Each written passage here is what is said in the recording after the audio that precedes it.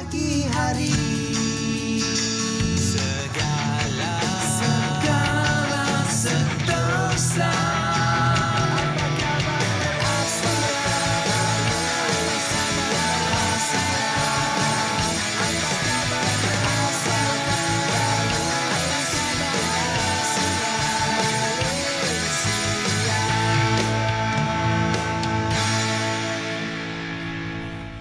Assalamualaikum warahmatullahi wabarakatuh. Selamat pagi, apa khabar Malaysia? Hari ini hari Jumaat. Selain daripada hari Jumaat ini, kita ada satu berita gembira yang perlu kita kongsikan kepada rakyat Malaysia. Apa tu? Apa dia? Hari ini merupakan hari yang cukup bersejarah di mana kita akan menyaksikan secara langsung bermula hari ini bola sepak negara kita akan beraksi di Piala Asia. Betul. Selepas hampir dikhabarkan 42 tahun kita tidak masuk ke ni secara merit, ini adalah detik yang dinanti-nantikan dan paling pentinglah bila cakap bola sepak ni dia paling penting bola sepak rapat dengan lelaki.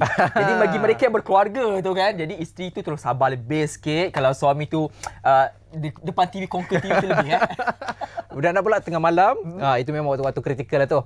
Sebab kita akan saksikan secara langsung yang akan berlangsung di Doha, Qatar bermula pada hari ini. Dan dalam masa sama juga kita ada satu program istimewa, Haya Qatar, secara langsung di Bernama TV yang akan kita siarkan bermula hari ini 12 Januari sehingga 11 Februari 2024 bermula jam 5.30 petang sampai pukul 6 petang. Okey, program ni saya difahamkan Haya Asia ni akan dilangsungkan lebih kurang dalam 30 minit yang mana kita akan berfokus kepada highlight-highlight utama berkaitan tentang perjalanan sepanjang kejohanan ataupun pertandingan yang akan berlangsung di Qatar ini. Dan lebih penting juga kita akan bersama dengan mereka yang akan mengulas, menganalisis isu-isu menarik dan juga akan melihat bagaimana perkembangan prestasi semasa khususnya bagi pasukan negara. Betul. Dan kita nantikan jugalah apakah hasilnya. Tapi bila dapat masuk ke Piala Asia ni, dia satu orang kata walaupun belum menang lagi tapi orang kata rasa macam satu detik yang tak boleh kita lupakan lah kerana untuk sampai ke tahap ini ia bukan satu perjalanan yang mudah. Betul. Dan saya kira formula strategi yang digunakan oleh jurulatih utama negara akhirnya membuahkan hasil. Betul. Dan kita tengok berapa tahun baru dah 2 tahun baru beliau mengetuai pasukan negara. Betul. Tetapi sudah menunjukkan satu pencapaian yang luar biasa. Jadi kita sebagai rakyat Malaysia kalau boleh kurangkanlah kalau rasa macam tak berpuas hati terhadap prestasi ke apa, kurangkanlah kita bercakap perkara tidak baik tapi lihat dari sudut yang lebih baik kerana pencapaian yang dilakukan oleh pasukan Malaysia ini sesuatu yang perlu untuk kita banggakan. Sama-sama kita doakan Harimau Malaya kita terus mengaum di bumi Qatar dan kita harapkan kemenangan dibawa pulang ke negara kita. InsyaAllah. Dan saya pun juga hari ini nak cerita tentang satu perkara menarik juga. Kerana memandang kita lelaki ada satu topik yang nasib baik tak ada wanita di sebelah saya. Kita backup wanita hari ni. Kita backup wanita hari ni. Tapi sebelum itu biasalah kita saksikan dulu tentang laporan cuaca dan seterusnya bersama rakan setugas dari Berita. Saksikan.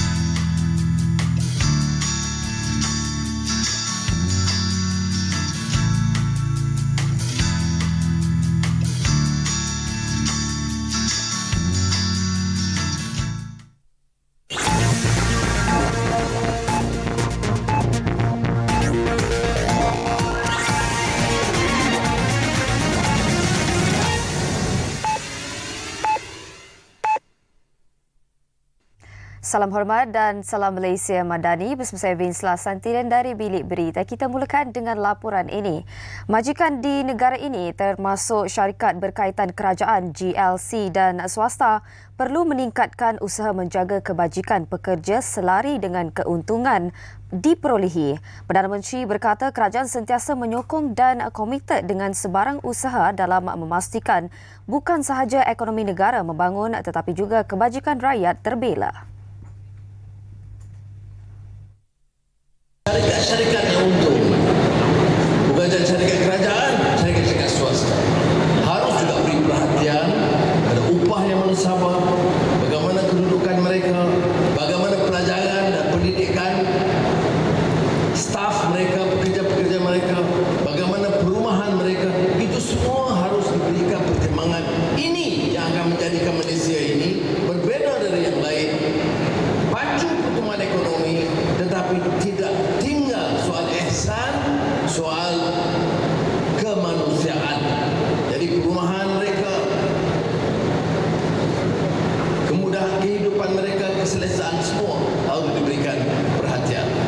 Malaysia mempunyai potensi menjadi negara maju di peringkat global, namun usaha itu akan dapat direalisasikan sekiranya dasar kerajaan madani, khususnya memerangi rasuah, dapat dicapai. Amalan lapuk seperti salah guna kedudukan dan ambil kesempatan, terima sogokan, kayakan diri dan amalan lain yang menyebabkan Malaysia kecundang mesti dihentikan.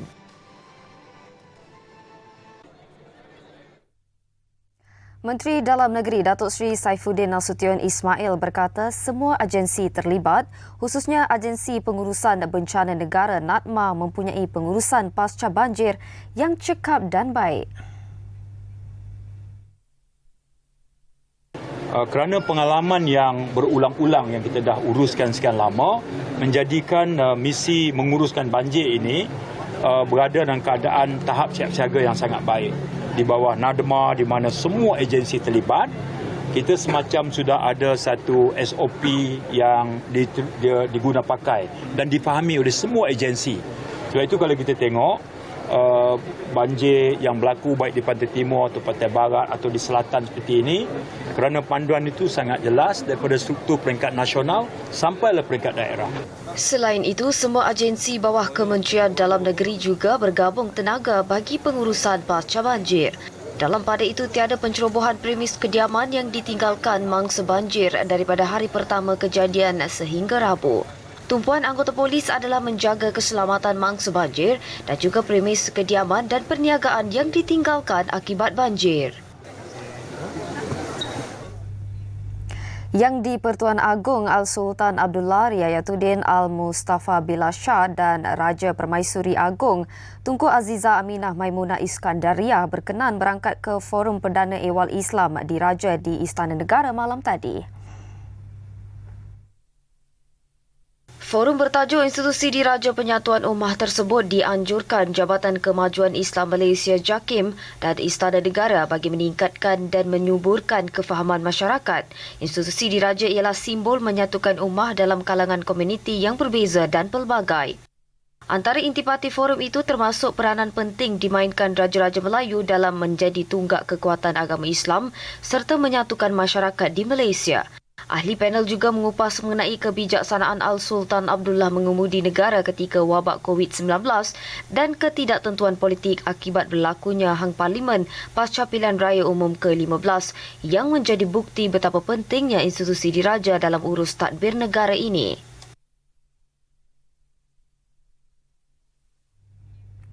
Sekian dari Bilik Berita, salam Malaysia Madani dan salam hormat.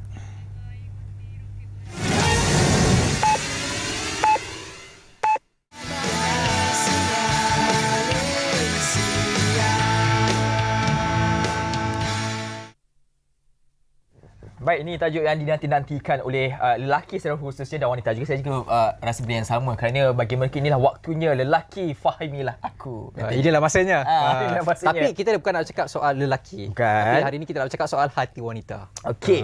Jadi nampaknya kita perlu menyelami khusus kepada lelaki. Inilah rahsia yang waktu yang paling menarik untuk anda memahami rahsia di sebalik wanita. Itulah kelebihan wanita yang Allah jadikan ciptakan Dan kepada saling mereka. melengkapi lah. Saling melengkapi. Okey, hari ini kita bercakap soal mengapa wanita kuat merajuk. Kita lelaki kena tabah lah. Tabah sikitlah Soalan dalam kali ini. Kita bersama dengan tetamunya itu Ibu Ros. Selamat datang Ibu Ros. Terima kasih. Okey, Ibu Ros juga merupakan seorang guru motivasi keluarga dan kasih sayang. Ibu Ros, wanita kuat merajuk.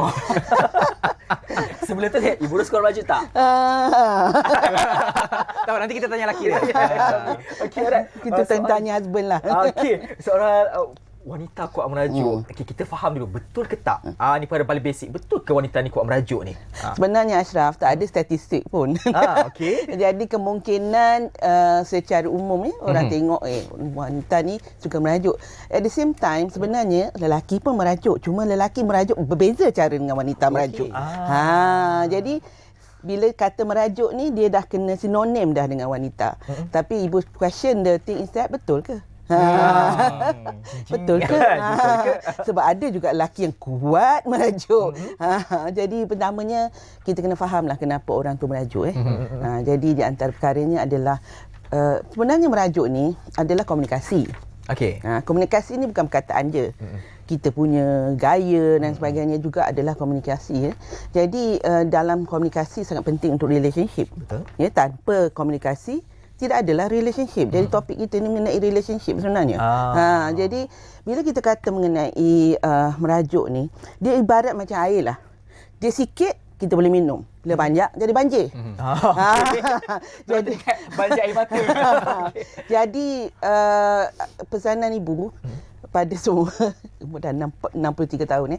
Jadi melalui perjalanan hidup ni sebenarnya kita kena faham ya bila apa tujuan kita mengajuk. Dan mengajuk ni kadang-kadang telah menjadi peribadi.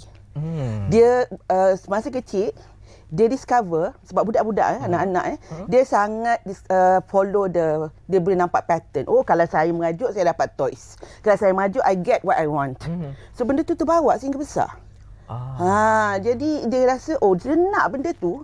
Jadi dia gunakan strategi merajuk. Jadi itu yang akan sebenarnya mencederakan relationship. Ni ibu nak pesan. Merajuk sikit-sikit tu comel. Tetapi bila dah terlampau banyak dia jadi sengsara. Jadi bagi yang kuat merajuk ni tengok balik kalau merajuk tu memberikan sedikit macam pasangan kita jadi pujuk-pujuk, manja-manja, sweet-sweet, it's okay, tapi jangan terlebih. Bila terlebih apa sahaja taking to the extreme, ia akan menyebabkan kecelakaan lah, ketidak elok lah, ketidak sejahteraan lah. Betul-betul. Dia rasa macam alamak. Dia ada setengah tu kan. Dia mengajuk kan. Dan dia selalu lah dalam relationship tu ada seorang yang lebih dominan dari mengajuk. Betul. Dia mengajuk dan dia mengajuk dia dapat dah buat dia nak. Lepas tu pasangan dia mengajuk. Pasangan dia mengajuk, dia lepas tu instead of pujuk, dia pula lagi mengajuk. Betul. Saya setuju. Saya tergelak pula. Maafkan saya. Yes. Dan sebenarnya itu boleh mencederakan relationship. Okey. Okay, tak sihat lah hubungan Tak tu. sihat. Maknanya kena ada give and take lah. Kalau seorang Give and merajuk, take. seorang pujuk. Dia tak boleh dua-dua merajuk. Ya, bagilah peluang dia nak merajuk sekali-sekala. Kan bagi kita lelaki nak merajuk juga sekali-sekala. Ya, sekali-sekala. Okey, tapi iyalah. Sebenarnya merajuk ni can be sweet as I say. Tetapi sebenarnya is the inability, ketidakbolehan untuk berterus terang secara relationship tu tak boleh bercakap dengan tenang dan berterus terang. Jadi strategi merajuk ini digunakan untuk mendapat apa yang dikehendaki. Kadang-kadang itu yang berkata bila terlebih dia jadi manipulasi. Bila seorang itu manipulate orang lain, dia adalah win-lose. Win-lose dalam relationship. Jadi yang lose tu akan sakit. Ibu, satu lagi. Adakah normal kalau seorang wanita atau perempuan itu merajuk tanpa sebab? That's very interesting question ya. Ashraf, ibu rasa macam tak ada lah.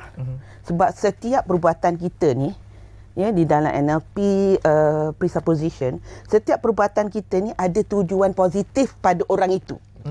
Setiap behavior ada tujuan positif kepada orang itu. Bukan kita kata kelakuan tu positif, tujuan positif pada orang itu. Mungkin dia nak dapat attention, jadi dia merajuk. Itu positif lah pada dia.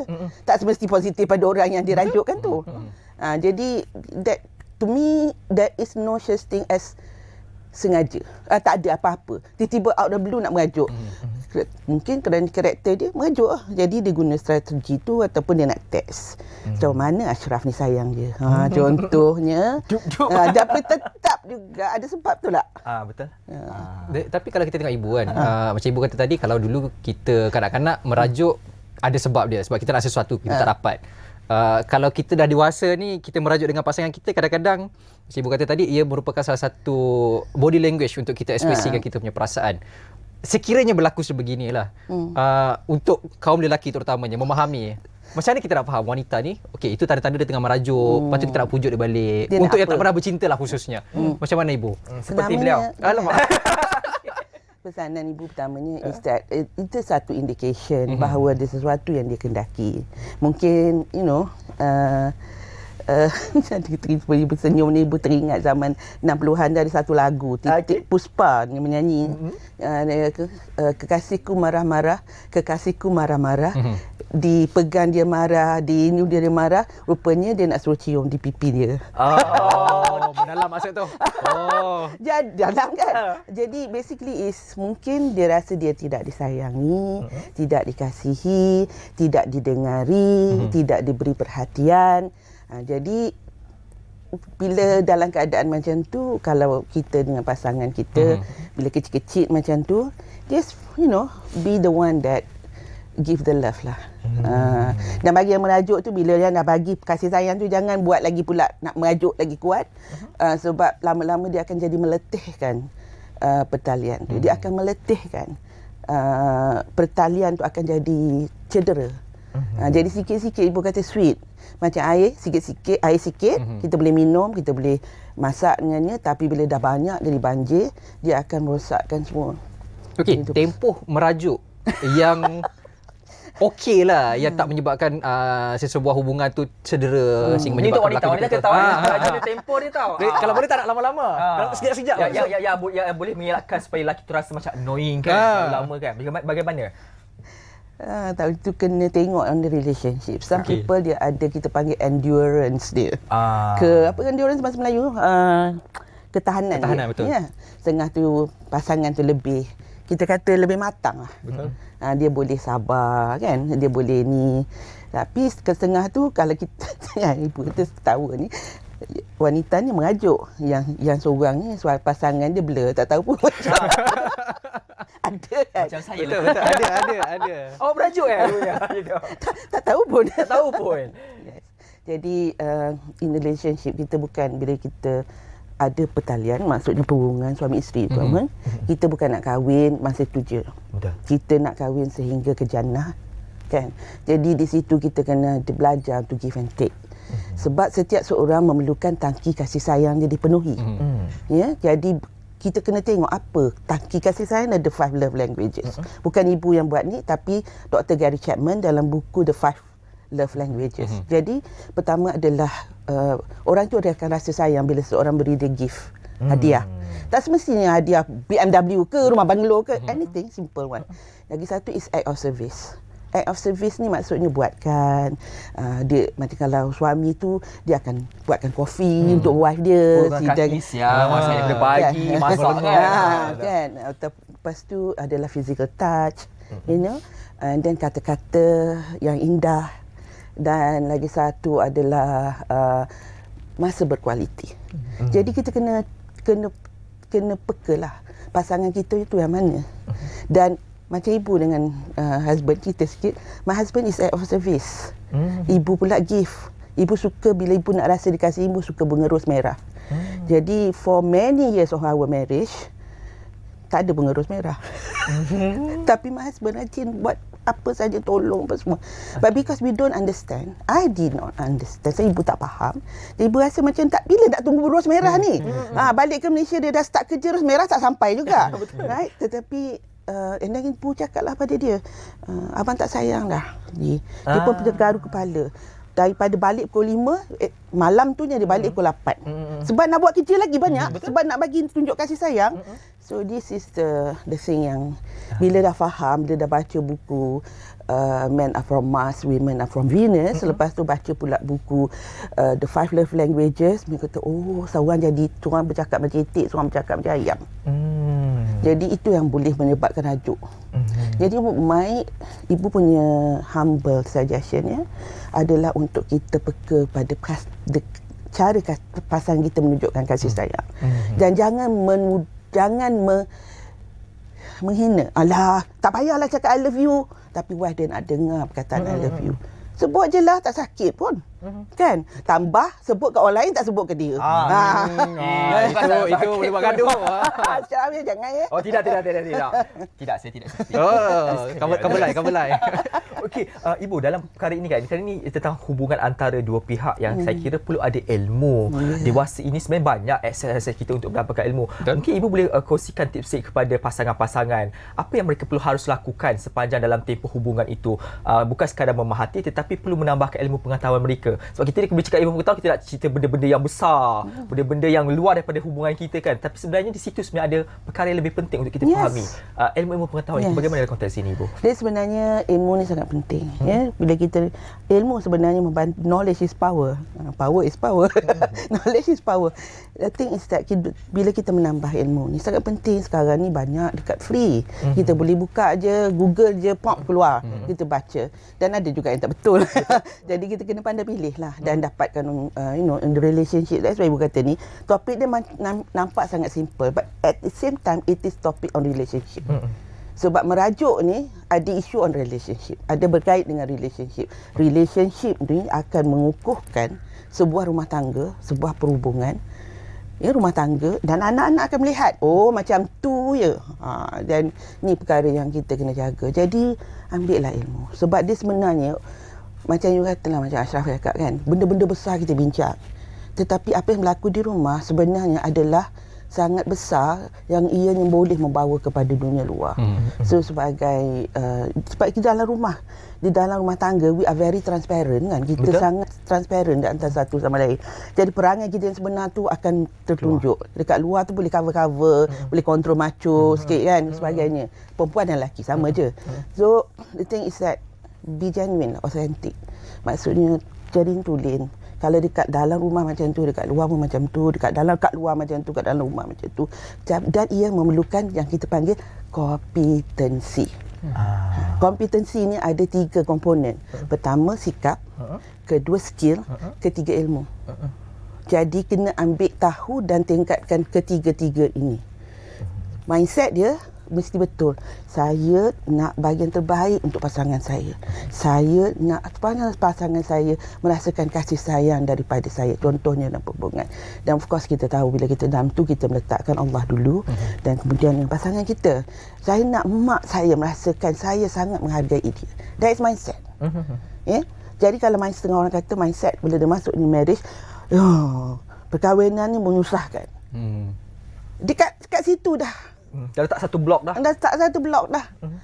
Perkahwinan ni menyebabkan saya tak boleh keluar malam dan jumpa kawan-kawan. Jadi bila dah letak macam tu, dia skill macam mana pun tak jadi. Suruh buat orang sebut body language kan, sebenarnya is lebih tepat, ibu guna perkataan tu. Jadi nak kena gini, nak kena, no, it come from the heart. You love or not your pasangan. Kalau pasangan you macam nampak macam belum betul lagi, itulah dugaan you, itulah peranan you. Tolong raise dia up, tolong nurture dia. Jadi tak semestinya perempuan lelaki dengan perempuan, tapi lelaki memang lelaki pemimpin kan. Betul, saya sokong. Lelaki adalah pemimpin dalam keluarga, perempuan adalah tengkuk. Cuba pusing kepala tanpa pusing tengkuk. Okey, baik, Ibu, ini satu lagi perkara yang mungkin boleh Ibu berikan pandangan. Memandangkan ada yang mengatakan bahawasanya selepas makin berusia hubungan pasangan itu, merajuk ini dianggap sebagai satu perkara yang remeh. Adakah perkara ini harus, bagaimana kita khususnya kepada pasangan lelaki atau perempuan dalam hubungan tersebut, suami ataupun isteri, menyantuni perkara ini apabila mereka sudah berada dalam satu hubungan yang cukup lama, 20-30 tahun dah berkahwin, tapi masih lagi nak merajuk-merajuk kan. Sedangkan barangkali itu adalah perkara normal bagi manusia untuk menyantuni perkara ini. Bagaimana? Yes, jadi sebenarnya give and take lah. Bila kita dah tua-tua macam penduduknya, kadang-kadang kita tengok tu macam put first is that apa yang cuba disampaikan oleh pasangan sepatutnya dalam pertalian kita, hubungan kita suami isteri, as time goes by, bila masa berlalu, kita menjadi lebih toleransi, lebih matang. Betul. Jadi kadang-kadang pasangan kita nak merajuk, jadi kita okey, dia merajuk, bagi dia space lah sekejap, bagi dia ruang untuk dia tenang. Sebab kita pujuk pasal itu mungkin ni kan, sebab dah banyak sangat buat salah sebelum ni kan. Okey, jadi kita bagi dia tenang, dan bila masa yang sesuai kita minta maaf lah. Okay. Masa kita dah kurang dah, tapi saya macam boleh tak sikit penerbit bagi masa lebih sikit. Kerana macam tak puas lagi dia. Sebab kita nak bercakap tentang ni, macam mana nak menguruskan orang merajuk. Untuk perempuan, kita nak faham perempuan kalau merajuk, dia nak terus dipujuk ataupun biarkan dahulu cool, baru kita datang untuk pujuk. Bagaimana sebenarnya wanita ni? Dia sebenarnya, Ashraf, there is no generalization. tidak boleh diumumkan. Manusia adalah individu. Dia berbeza. Ada wanita dia perlu dibiarkan dulu. Dia nak cool down dulu, dia nak ni, ada yang dia kena dipeluk terus. Jadi kenalilah pasangan anda. Itu jawapan dia. Itu ada key point dia. Setiap individu berbeza-beza, itu sebenarnya yang melengkapi satu sama lain. Dan sebagai lelaki terutamanya perlu faham wanita itu bagaimana merajuknya. Hati lembut. Kita Hati faham lembut. wanita hati lembut. Itu perkara prinsip asas yang kita perlu faham. Tapi sebenarnya tu, lelaki pun hati dia sangat lembut dan Betul. Betul. Tapi apa tak apa. Kita Saya setuju. Hati beliau sangat lembut. nak menangis ni. Aduh, kita apa? Nanti kita buat topik kemudian ibu. Lelaki pun kuat merajuk atau tak? Itu kita bawa. Baik, terima kasih kepada Ibu Ros atas perkongsian ini. Selepas ini kita nak bercakap lagi tentang perkara-perkara menarik dalam perbincangan hari ini. Semuanya bersama kami dalam Khabar Malaysia.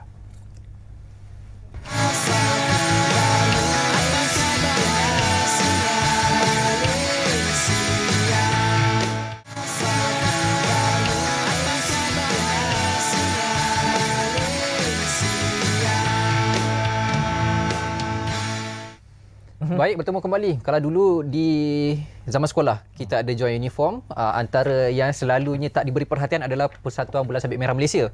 Sebab kerja-kerja menyelamat ni kerja-kerja leceh. So hari ini sebenarnya kita nak bawakan kepada anda topik berkaitan dengan pertolongan cemas, yang mana kalau kita tengok banyak situasi yang menyebabkan kita perlu juga cakna berkaitan dengan pertolongan cemas ini. Betul. Sebenarnya. Sebab satu perkara penting kenapa kita perlu tahu tentang aspek asas pertolongan cemas ni. Sebab kadang-kadang tu bila sesuatu kejadian berlaku di hadapan kita, kita adalah orang yang pertama sebenarnya yang boleh membantu mengurangkan risiko. Jadi kita perlu tahu apa yang perlu dilakukan sementara nak sampai pasukan perubatan untuk membantu lebih mendalam lagi. Dan dalam perkara ini kita bersama dengan Lieutenant Pertahanan Awam Siti Sarah Abdul Rahim yang merupakan jurulatih program Paramedik Akademik Latihan Pertahanan Awam ataupun Alfa Bangi. Selamat datang. Terima kasih. Okey, tadi cakap pasal wanita. Ini wanita juga. Puan suka merajuk juga. Tak sempat nak merajuk. Tak sempat nak merajuk. Kena selamatkan orang dulu. Nak cuba juga kali ni. Dah cuba merajuk. sikit. Okey, right. Ini tajuk yang perlu diberikan perhatian oleh seluruh rakyat Malaysia sebab ini adalah pengetahuan asas yang bagi saya bukan sekadar perlu, dia wajib dah jatuh. Wajib dah. Betul. Ya, betul. Okey, bercakap soal pertolongan cemas, kita nak memahami dulu konteks pertolongan cemas yang perlu untuk kita semua tahu dan faham dahulu. Bagaimana, Puan? Okey, dari segi konteks pertolongan cemas, apa yang dikatakan dengan pertolongan cemas itu sendiri, itu adalah bantuan segera ataupun bantuan awal, bantuan permulaan dari kita, okey, sepantas yang mungkin kepada mangsa ataupun pesakit yang tercedera di hadapan mata kita sendiri. Dan kita pula kita beri bantuan tersebut menggunakan paling minima alatan yang kita ada sebelum sampainya bantuan yang bertauliah, yang profesional, ambulans, doktor pakar dan sebagainya. Kita dah beri rawatan paling awal. Contoh, saya bagi contoh yang mudah kita tengok berlaku dalam sekitar rumah kita sendiri. Apa yang dikatakan tentang pertolongan macam berlaku kecederaan pada jari, memasak kat dapur. Merajuk-merajuk memasak. Kan? Terpotong jari, terpotong luka sedikit pada jari. Apa yang kita biasa buat, kita ambil jari tadi terus cuci dengan air, kemudian letak plaster. Itu pertolongan cemas. Itu konteks bantuan segera. Itu dari kita sendiri kepada diri kita, kepada orang lain. Contoh berlaku di sekitar. Kita ambil yang paling dekat lah, sekitar dekat rumah kita. Jatuh basikal. Budak main basikal. Willy bagai dan sebagainya. Jatuh, ada luka cala.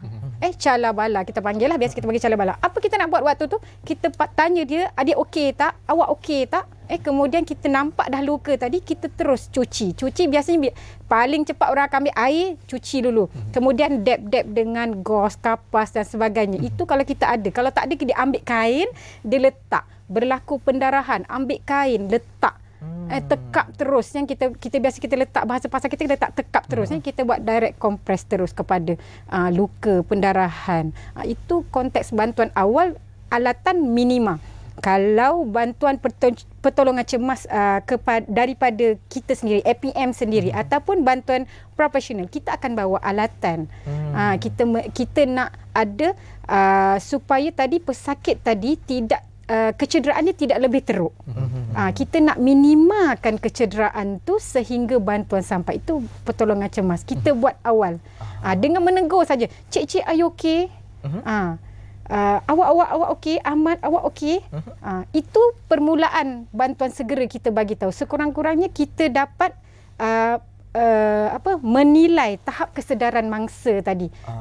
Itu dalam konteks pertolongan cemas, bantuan segera. Bantuan segera. Peralatan minima. Okay, peralatan minima, bantuan segera peralatan minima. Ya. Kalau kita tengok dalam konteks pertolongan cemas ni, kebiasaannya kita selalu tengok bantuan awal diberi ni selalunya banyak dalam filem-filem, dalam movie, dalam drama dan sebagainya. Kalau kita tengok praktikal, teorinya berbeza dengan realiti berbanding dengan apa yang kita lihat di TV. Okey. Pengaruh masyarakat pun kita tak boleh nak ketepikan. Tapi sejauh mana realiti yang kita lihat, yang dihadapi sama praktikalnya dengan apa yang kita tengok di kaca TV? Okey. Pembelajaran pertolongan cemas ni dia dah dibukukan. Memang dia ada peraturan-peraturan untuk kita merawat seseorang. Yang pertamanya dari kita, dari diri kita. Kita nak merawat seseorang dalam buku, dalam belajar, dalam kelas di mana yang kita belajar tentang pertolongan cemas dah ada dah. Pertamanya kita kena protect diri kita dulu. Kemudian kita kena nilai kawasan tadi tu bahaya ataupun tidak. Okey, ini yang kita belajar. Tapi realiti dia kadang-kadang orang dia terus buat on the spot. Nampak kemalangan tepi jalan. Okey, contoh rider jatuh, terus pergi.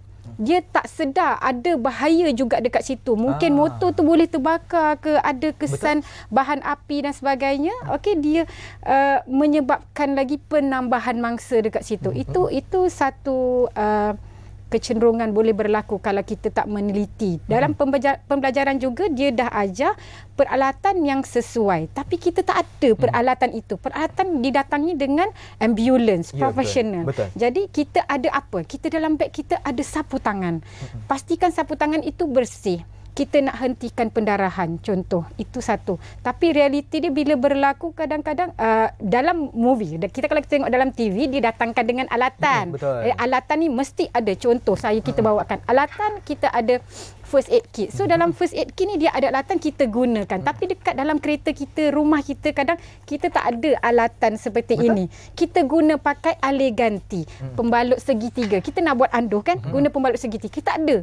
Boleh guna tudung bawal, boleh guna nak guna kain pelik apa di sekeliling kita. Itu satu realitinya kalau kita tak ada alatan profesional tadi. Okey, kalau di TV kita nak tunjuk semua yang cantik. Sama datangnya dengan teori dia, teori apa pembelajaran teori itu nak tunjukkan yang sama. Yang tunjukkan yang sama. Tapi kita hakikat kita nak buat bantuan ni kita apa yang kita guna pakai, apa yang kita ada yang kita boleh bagi bantuan segera untuk kita melambatkan ataupun satunya kalau berlakulah contoh terhenti jantung dan pernafasan. Kita tak ada AED, alatan AED yang kita ada dekat dalam bangunan besar. Kita nak buat CPR, apa alatan yang sesuai? Kita tak ada. Kita boleh hanya buat hands only CPR. Kita boleh hanya buat tekanan di atas dada sahaja, tak ada masalah. Tapi kalau kita ada alatan, kita ada teori, kita dah tahu dah protokol DRSA BCD. Apa dia protokol tadi DRSA BCD? Kita boleh ikut flow tu tadi. Kita akan gunakan nak hembusan macam mana buat tekanan di atas dada dan apa dia perkara-perkara yang kita kena menentukan sebelum kita nak buat tekanan di atas dada dan juga menggunakan alatan AED ni. Itu dari segi pembelajaran dan juga realiti lah. Memandangkan kita bercakap soal CPR, tapi saya nak bercakap CPR kepada anak kecil. Betul. Sebab itu seringkali ibu bapa bila nampak anak kecil kan, bayi ke kat rumah kan, kita gelabah tu dalam macam-macam yang tidak sepatutnya kita buat ataupun mungkin salah teknik juga boleh mendatangkan kecederaan lebih teruk. Mungkin boleh kongsikan kepada kita apa yang harus kita lakukan kalau berlaku kepada kanak-kanak ataupun bayi. Okey, CPR kepada bayi, kanak-kanak dan juga dewasa. Kita punya dia ada protokol yang sama, cuma teknik itu berlainan. Kalau baby, dalam tempoh baby kita nampak muka kebiruan, kemudian dia terhenti menangis, kemudian bila kita buat satu lagi, kita buat semakan ataupun kita cek dia punya saluran pernafasan, tak ada bunyi, turun naik dada tak ada dan sebagainya, kita nak terus buat tekanan. Kita tak boleh buat teknik tekanan seperti orang dewasa. Okey, pertamanya sebelum kita nak buat teknik tekanan di atas dada masa baby, pertama mak ayah kat rumah jangan panik. Sebab once kita panik, kita salah buat tekanan. Kita menggunakan sepenuhnya kederat kita. Baby sehingga 24 bulan kita nak buat CPR baby menggunakan 2 jari. Tekanan di atas dada. Ada yang terjadi menggunakan sebelah tangan.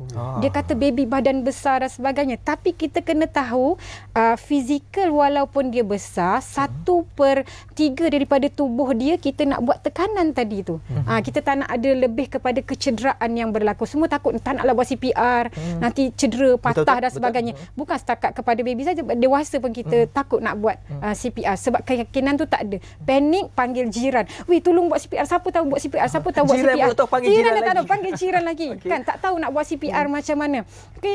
Kontak dia tekan. Tak tahu nak buat hembusan. Hembusan untuk baby, kita hembus mulut dan hidung sekali.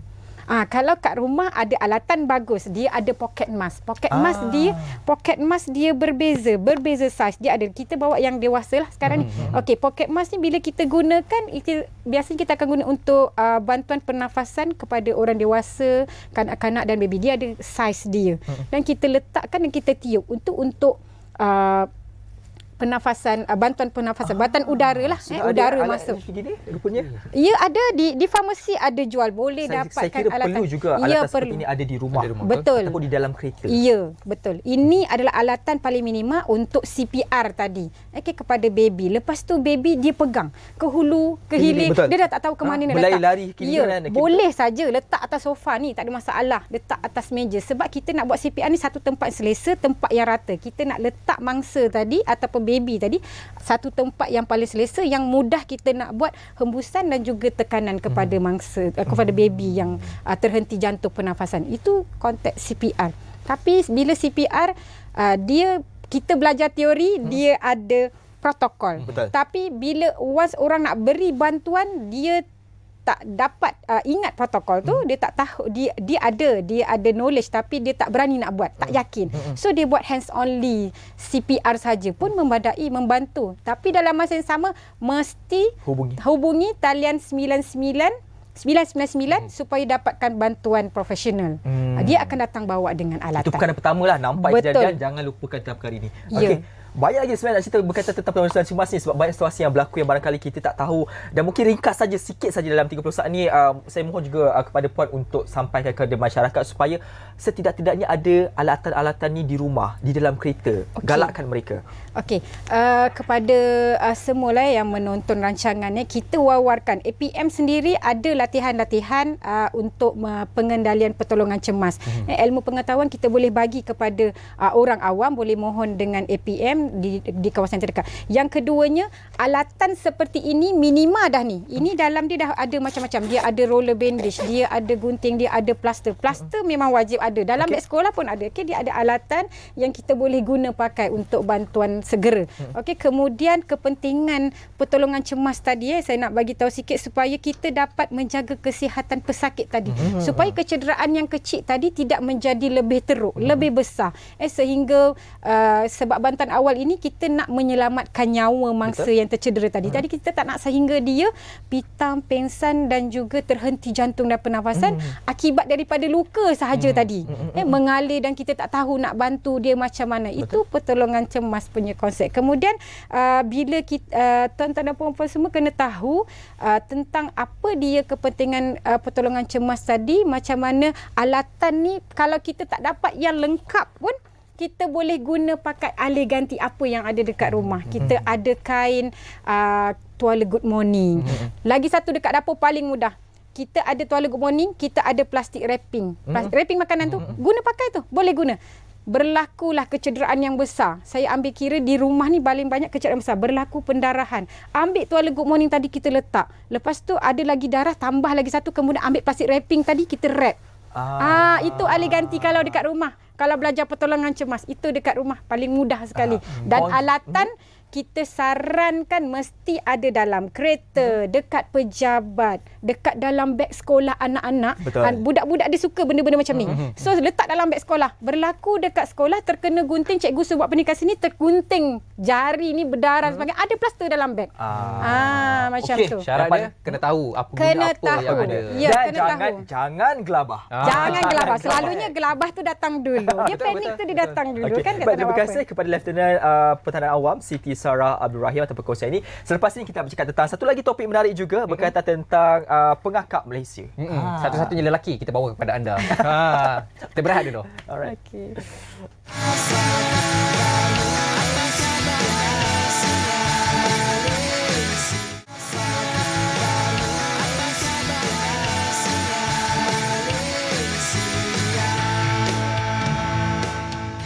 Baik, kali ini kita bersama tentang individu yang akan bercakap lebih lanjut tentang satu perkara yang saya kira dah sebati dalam jiwa kita daripada kecil lagi, sebab kita sangat selalu berjumpa dengan unit beruniform ni. Seringkali kita lihat daripada zaman sekolah rendah dah ada dah sebenarnya. Betul. Itu pengakap. Anda pengakap, saya pun pengakap juga. Anda mesti pengakap juga. Okey, baik, kita bersama dengan Major General Profesor Datuk Dr. Muhammad Zain Bidin yang merupakan pemangku Ketua Pengakap Negara, merangkap Ketua Pesuruhjaya Pengakap Negara. Selamat datang. Okey, pengakap. Saya dah lupa dah salah pengakap dulu macam mana kan. Bila kita berjumpa antara pengakap je macam ada satu chemistry tu tau. Sebenarnya silakan. Tapi saya tak ingat dah lah. Dah suruh saya menimbang balik. Okay. Baik, kita nak bercakap tentang perkara ini. Mungkin Profesor Datuk boleh kongsikan dahulu kepada kita berkaitan tentang sebenarnya apakah pengakap ni, kerana pengakap tu kalau kita lihat daripada sekolah sampai ke dewasa masih lagi wujud dan dalam konteks hala tuju yang ingin dibawa sebenarnya bagi negara kita ini. Betul. Pengakap ni dah berumur 116 tahun. Ya, di Malaysia setelah berumur 115 tahun. Ditubuhkan oleh Lord Baden-Powell, di Lieutenant General Lord Baden-Powell di UK pada tahun 1907. Jadi pada masa ini dia mempunyai 56 juta ahli di seluruh dunia. Di kalangan 173 negara. Dan apa yang masyarakat tidak tahu ialah headquarters the World Organisation of the Scott Movement ni kita berjaya bawa daripada Geneva ke Kuala Lumpur. So sekarang ni the world headquarters untuk seluruh negara di seluruh dunia ni mereka beribu pejabat di Kuala Lumpur. Dan pengakap ditubuhkan, the core business ialah untuk memperkasakan sasiah diri individu.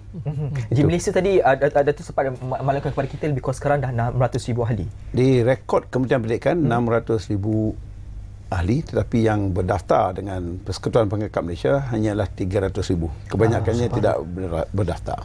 Jadi mereka tidak tahu apabila tidak berdaftar, sepatutnya mereka tidak layak mengikuti program. Kerana kita ni bernaung di bawah World Organisation of the Scout Movement. Ni macam kita franchise lah. Kita ada program, kita franchise daripada World, kita kasih aktiviti dan mereka mendapat rencana-rencana dan sijil-sijil yang diiktiraf oleh peringkat dunia. Jadi kita pun terpaksa bayar yuran di peringkat dunia. Setiap individu kena bayar $1 USD. Okey. Alright, ini merupakan sebahagian daripada gambar. Mungkin kita boleh mengambil kembali macam saya dulu macam inilah. Yang mana satu? Yang mana satu tu? Okey Datuk. Sikit kita nak tahu juga kalau zaman sekolah mereka masuk uniform pengakap ni sebab mungkin aktiviti kurikulum nak mencapai status pengakap dirajanya. Tetapi selepas mereka ditauliahkan pengakap diraja, ke mana hala tuju mereka boleh pergi? Okey, pengakap ni bermula pada pengakap lebah. Itu daripada tadika umur 4 tahun sampai 9 tahun mereka menjadi ahli pengakap lebah. Kita ada kurikulum pengakap lebah. Kemudian daripada darjah 4 sehingga darjah 6 pengakap kanak-kanak. Kita setiap peringkat umur ada skim yang progresif. Betul. Yang sesuai dengan jiwa dan umur seseorang remaja. Kemudian di sekolah menengah rendah, form tingkatan 1, tingkatan 3 pengakap muda. Kemudian pengakap remaja tingkatan 4, tingkatan 5. Kemudian kalau mereka aktif dan banyak dapat rencana, banyak membuat aktiviti pengakap, dia dapat rencana pengakap raja macam ni lah. Ada crown pengakap raja. Dan atas ni ialah Association of Top Achiever Scout. This is a badan dunia yang mengiktiraf dan menanti ahli-ahli yang hanya sesiapa yang jadi pengangkap raja saja. Jadi lepas pengangkap raja, berbalik pada soalan, kita boleh join Rover Scout ataupun pengangkap kelana antara umur 18 hingga 26. Selepas Rover, mereka boleh jadi pemimpin, menjadi pesuruhjaya dan sekiranya mereka tak berapa aktif kita ada satu organisasi dipanggil BP Guild. BP Guild untuk ahli-ahli yang tidak beruniform yang masih minat dalam pengakap. Macam saudara apa boleh Saya masuk? boleh masuk nampak awak kena masuk. Tapi saya suka lencana tu sebab kalau dari zaman sekolah kan paling seronok kalau dapat banyak lencana Dia ada belajar pride betapa situ lah. dia ada pride lah seseorang tu kan. Tapi nak dapat lencana bukan mudah. Betul, saya setuju. Kadang-kadang 2-3 bulan nak prepare dapat satu lencana. Contohlah lencana ahli muzik. Orang dapat lencana ahli muzik kadang 4-5 tahun belajar muzik baru boleh layak dapat ahli muzik. Saya dulu nak dapat lencana readers badge, ahli pembaca buku. Kena baca 10 buku, buat dia punya summary, buat dia punya plot, buat dia punya lessons learn, macam-macam. 10 buku, tapi saya tak berjaya. Banyak buku nak baca. Sebab tu saya cakap tadi bila mereka ada banyak lencana dia akan jadi ada pride lah. Menghargai, dia bangga dengan kejayaan beliau dan usaha yang dilakukan. Untuk berdepan dengan situasi semasa, mungkin boleh kongsikan juga kerana sekarang ini dengan zaman digitalnya, masyarakat yang pelbagai, cabaran semasa, bagaimana di peringkat PPM sendiri mencari hal tuju untuk berdepani cabaran semasa ini dan bagi masyarakat ia kekal relevan? Jadi remaja sekarang ni dia tak suka outdoor life. Dia tak tough. Dia not streetwise. Masak sendiri pun tak tahu. Jadi kita perlu align kita punya aktiviti ni supaya kita boleh menarik remaja-remaja. Jadi kita ada aktiviti-aktiviti dan lencana-lencana dan program yang sesuai untuk remaja. Contoh kita ada aktiviti ataupun program yang disesuaikan dengan Sustainable Development Goal. Ada 17 SDG dan tiap-tiap SDG tu ada lencana dia yang menarik. Ya. Selain pada itu kita ada juga lencana-lencana berasaskan sains, teknologi, engineering dan matematik. Jadi lencana-lencana ini kita develop dan kita ambil pakar-pakar untuk menghasilkan kurikulum dan kita introduce kepada remaja-remaja.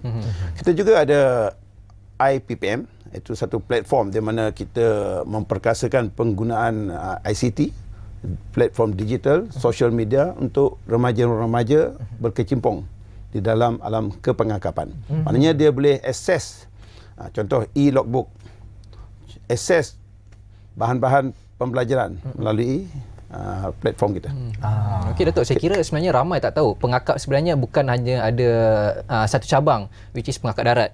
Kita juga ada 3 cabang seperti tentera juga. Kita ada pengakap laut, udara dan juga darat. Mungkin Datuk boleh kongsikan sikit. Ya, kita bermula dengan pengakap so-called darat lah, pengakap darat. Tetapi di UK memang dah ada skim pengakap laut, skim pengakap udara. Dan di seluruh dunia pun ada skim pengakap darat, laut dan udara. Tetapi macam di Indonesia, di Singapura mereka pakai uniform yang sama. Tetapi di Malaysia kita nak memperkenalkan identiti. Jadi semua pengakap laut pakai putih, pengakap udara pakai biru. Dan mudahnya kita membuat demikian kerana program mereka berlainan. Aktiviti mereka berlainan.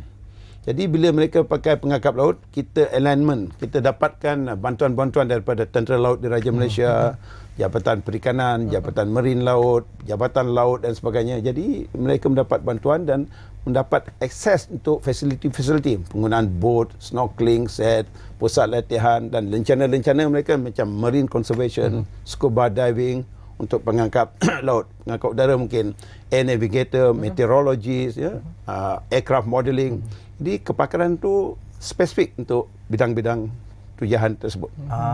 Okey. Ni tengok kalau boleh saksikan antara gambaran-gambaran bagaimana kehidupan sebagai seorang ahli pengakap, mereka penuh dengan aktiviti-aktiviti yang mensahsiahkan diri mereka. Betul. Dan difahamkan 2024 tahun yang cukup penting sebenarnya kepada pengakap apabila melakukan satu perubahan penjenamaan bagi memastikan supaya kekal relevan dengan keperluan semasa. Mungkin Datuk boleh ceritakan juga berkaitan tentang penjenamaan semula yang dilakukan dan juga feedback yang diterima oleh daripada ahli-ahli pengakap sendiri.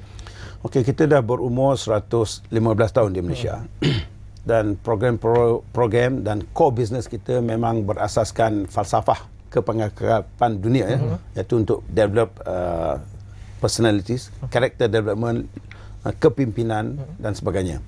Jadi ramai kita punya pemegang taruh mengatakan pengangkap ni dah lama, mungkin tak relevan. Uniform pun asyik kelabu asap saja kata, ya.